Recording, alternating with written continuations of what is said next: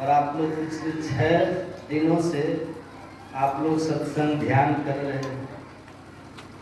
देखिए कितना अच्छा व्यवस्था की है आप लोग के लिए, कैसे आप लोग यहाँ पहुँचे हैं। देखते हैं साधु का यही होता है मन, कि संसारी लोग को जिस व्यापार में लाभ हो जाएगा ना, उसका भेद वो किसी को नहीं बताएगा। सोचेगा वो भी बड़ा आदमी बन जाएगा जैसे हम बन गए, अपना सीक्रेट नहीं बताएगा, अपना राज नहीं बताएगा कि हम कैसे आगे बढ़े। क्यों? क्योंकि उसको दूसरे को नीचा करके आनंद आता है ना। आपके पास स्कूटर है और गांव में सबको साइकिल है, आप स्कूटर से निकलेंगे ना, आपको लगेगा मैं ही बादशाह हूं, है ना। लेकिन 2 दिन बाद पता चला कि कोई 1.5 लाख का बुलेट गांव में लेके भटभट भटभट करके कर जा रहा है। आपको अपने स्कूटर में कांटा चुभने लगेगा, है ना। क्यों? क्योंकि पड़ोसी तो आपसे महंगा ले आए। तो अपने सुख से ज्यादा सुख किसी और के पास देख करके संसार के लोगों को दुख होता है। और साधु का स्वभाव क्या होता है, सज्जन पुरुष का स्वभाव क्या होता है, दूसरे के पास बढ़ रहा है तो वो आनंदित होते हैं कि चलो कोई तो मेरा भाई आगे चल रहा है। उसका अलग दुनिया है, साधु का अलग स्वभाव। तो साधु को जिससे लाभ होगा ना, वो तुरंत भेद बताएगा कि इससे हमको लाभ हुआ, है ना। तुम भी इस लाइन को पकड़ के लाभान्वित हो जाओ। हमने सत्संग ध्यान करके अपने जीवन को बनाया, तुम भी करो। घूम घूम के प्रचार करते हैं ना, ले लो रे कोई राम का प्याला, संत लुटावे, आवाज लगावे गली गली, ले लो रे कोई राम का प्याला। आओ सत्संग में आओ, जीवन सुधारो, मानो कहनवाना भजन सुनते हैं गाते हैं आप लोग। आओ जीवन सुधारो, यहाँ आओ सब कुछ मिलेगा। ऐसा मत समझिए कि ये सत्संग केवल कथा कहानी है। ये सत्संग कथा कहानी नहीं है। किसी देश का कोई मिल नहीं होता साधु को, कोई दुकान नहीं होता साधु को। हम लोग अपने घर वाले भी नहीं, अनिकेत हम लोग होते हैं। अनिकेत भगवान शिव होते हैं। अनिकेत बने बनाए आश्रम में रहते हैं, अनिकेत बिना घर द्वार के हैं। लेकिन न कोई मिल है, न कोई फैक्ट्री है, न दुनिया का कोई हमको सुख सुविधा है, न नौकर चाकर हमारे पास है ना। लेकिन हमको सुख शांति है, बस बात खत्म, है कि नहीं। साधु को क्या है ये। तो आप लोग जानना चाहेंगे कैसे है, क्योंकि आपके पास तो है। तो जवाहरलाल नेहरू ने डिस्कवरी ऑफ इंडिया में लिखा है कि from the beginning of this universe the crown of emperor going down before the same feet of saints. जब से सृष्टि है तब से the crown of emperor has been going down.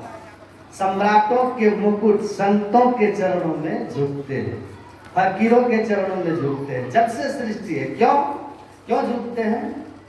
तो उन्होंने लिखा कि because the most precious wealth of the world, दुनिया की सबसे कीमती जो संपत्ति है वो है that is the peace of mind, वो मन की शांति है। और मन की शांति से बढ़कर दुनिया में कुछ सुख नहीं।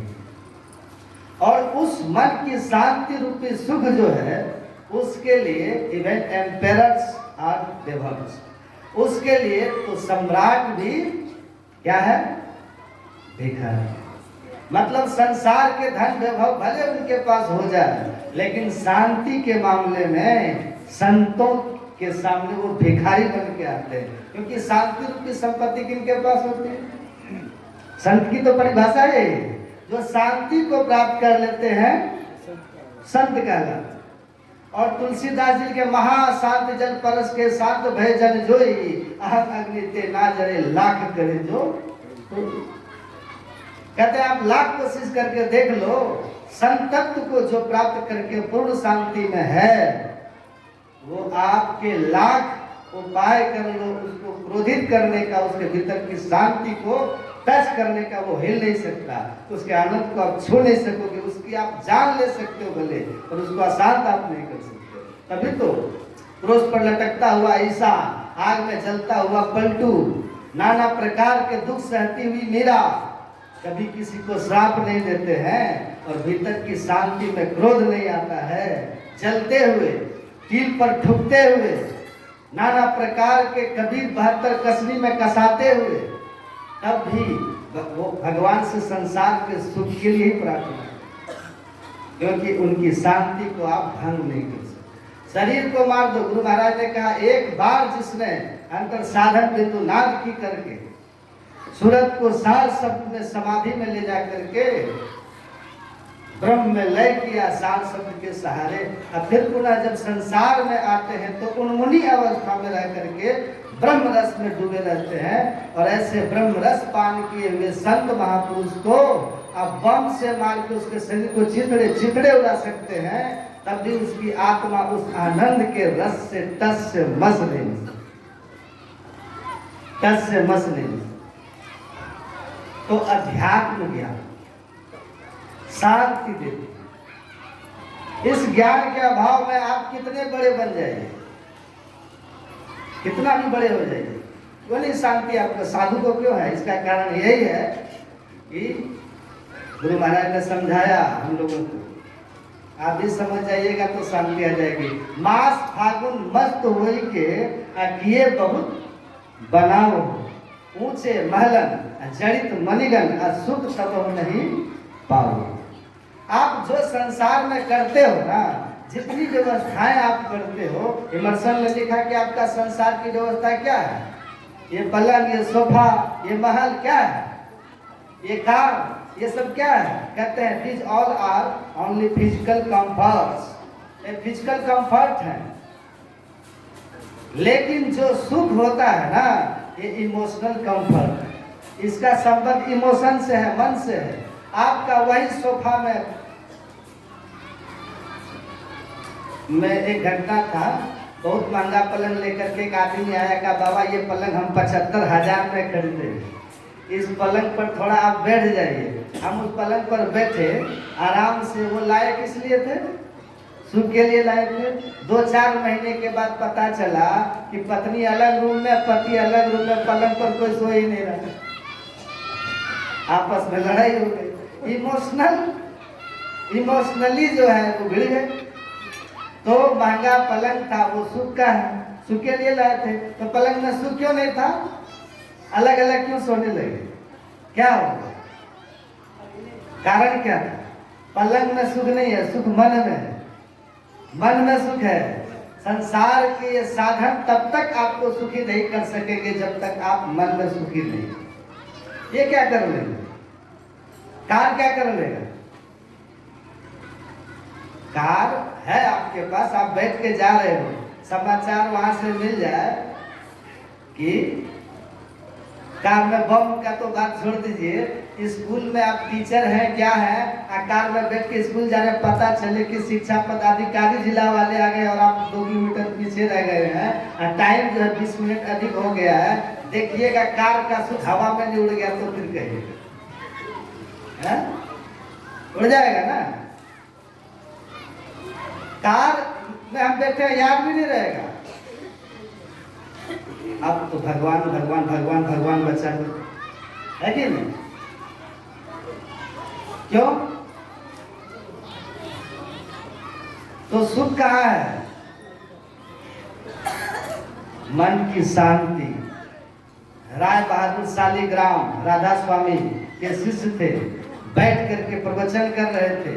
एक चिट्ठी उनके पास आई, सुनिएगा, प्रवचन करते समय एक चिट्ठी आई, वो पढ़ लिए। प्रवचन कंटिन्यू रहा, कंटिन्यू प्रवचन रहा। प्रवचन खत्म हो गया, उसके बाद लोगों से कहे कि मैं अब जा रहा हूँ, मेरे पुत्र की मृत्यु हो गई है, उसके दाह संस्कार में शामिल हो जाओ। प्रवचन नहीं होगा।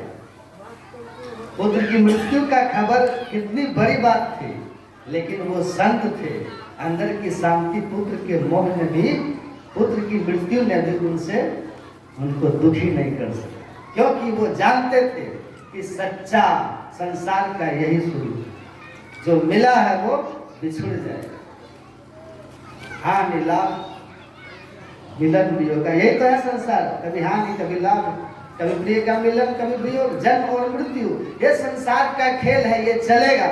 इस खेल में जो अपने आप को अलग कर लिया, दर्शक दीर्घा में बैठ करके देख रहा है, जो दृष्टा भाव में आता है, संसार के सही स्वरूप को पहचानने वाला, प्रकृति से अपने को अंतर साधन करके जो अलग कर लिया है, वो प्रकृति में घटने वाली घटनाओं से ऐसे ही निश्चिंत हो जाता है जैसे प्रशांत महासागर। प्रशांत महासागर में पूर्णिमा और अमावस्या ग्रहण का कोई असर नहीं पड़ता, ज्वार भाटा नहीं होता।